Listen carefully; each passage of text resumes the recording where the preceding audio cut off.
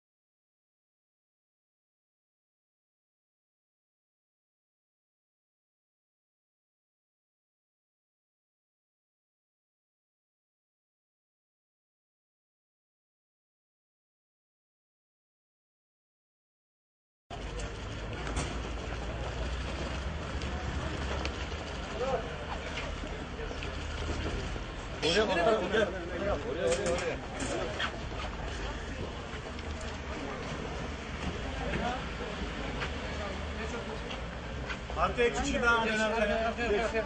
Geç. Şu abla yöne al. Vedat abi. Abla yöne al. Geç. Kaç çalıştın kardeş?